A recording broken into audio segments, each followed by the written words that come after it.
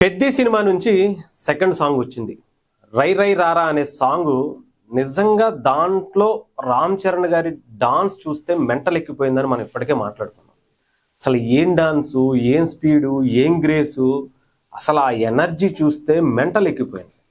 అలాంటి ఆ సినిమాకి ఆ మ్యూజిక్ లేదా ఏఆర్ రెహమాన్ గారి ఆయన సాంగ్, ఆయన గొంతు కావచ్చు, ఆయనే పాడారు కాబట్టి, ఆయనే సంగీతం అందించారు కాబట్టి, ఇంకా చెప్పాలంటే ఈ రెండు కన్నా వెనకాల ఏవైతే లిరిక్స్ ఉన్నాయో అనంత శ్రీరామ్ గారు రాసినటువంటి ఆ లిరిక్స్ అంటే ఆ లిరిక్స్ కొంతమందికి, అంటే ఆ మ్యూజిక్ లేదంటే రామ్ చరణ్ గారి డాన్స్లో వెనకాల కొంతమందికి సరిగ్గా దాని మీద దృష్టి పెట్టలేకపోయారు. కానీ ఎక్స్ట్రాడినరీ అని చెప్పాలి. నిజంగా చెప్పాలంటే ప్రతి యువత కూడా ఆ లిరిక్స్ నుంచి చాలా నేర్చుకోవచ్చేమో అనిపించింది. అంత అద్భుతంగా రాశారు.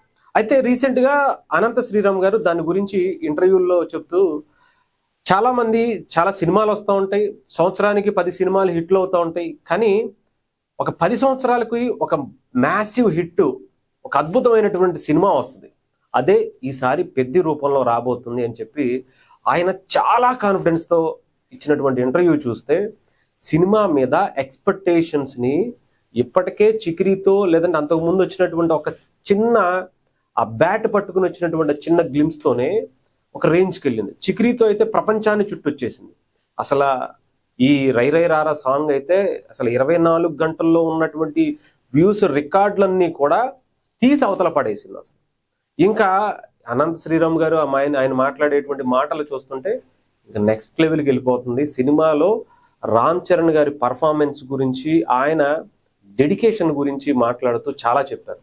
చిరంజీవి గారు ఒళ్ళు దాచుకోకుండా సినిమా మీద పెట్టేటువంటి ఎఫెక్ట్ ఏదైతే ఉందో నేను అది ఇప్పుడు రామ్ చరణ్ గారిలో చూస్తున్నాను. ఎందుకంటే ఆయన ఈరోజు మెగాస్టార్గా ప్రపంచ సినిమాకు ఒక ఐకాన్గా నిలిచినటువంటి వ్యక్తి. అలాంటి చిరంజీవి గారి నుంచి వారసుడిగా వచ్చి రామ్ చరణ్ గారు ఆయనకి మించి కష్టపడుతున్నారు అనేటువంటిది ఆయన మాటల్లో వింటున్నాం.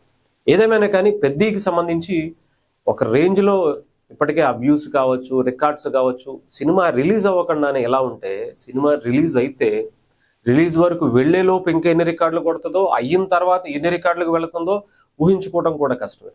ఎస్పెషలీ అనంత శ్రీరామ్ గారు అన్ని సినిమాలని గురించి అంత పర్టికులర్గా చెప్పరు. ఆయనకంటూ ఒక పార్ట్ ఉంటుంది. జస్ట్ ఆ సాంగ్స్ మాట్లాడతారు, సాంగ్స్ ఎలా రాశాను అంటారు, సినిమా బాగుండాలి బాగుంటుంది అని చెప్పి మాత్రం వెళ్ళిపోతారు. బట్ ఆయన బయటకు వచ్చి సినిమా స్టోరీ విన్నటువంటి ఆయన క్యారెక్టరైజేషన్ గురించి రాసినటువంటి ఆ సాంగ్ ఏదైతే కంప్లీట్గా రామ్ చరణ్ గారి క్యారెక్టర్ని ఎలివేట్ చేస్తూ ఆయన ఏ విధంగా అయితే సినిమాలో జర్నీ చేస్తారో అదంతా కూడా ఒక్క సాంగ్లో ప్రతిబింబించేలాగా, చూపించేలాగా, అందరికీ అర్థమయ్యేలాగా ఆయన రాసినటువంటిది కనిపించింది. సో డెఫినెట్గా ఈ సినిమా మీద ఒక రైటర్, అది కూడా ఒక సాంగ్కి సంబంధించినటువంటి రైటరే అంత కాన్ఫిడెంట్గా ఉన్నారంటే ఇంకా ఆలోచించుకోవసరం లేదు. సినిమా ఒక రేంజ్లో ఉండబోతుంది, ఎక్కడికో వెళ్ళబోతుంది. మాటల్లో చెప్పలేనంత హిట్ అయితే మాత్రం కొట్టబోతుందని మాత్రం చెప్పాలి.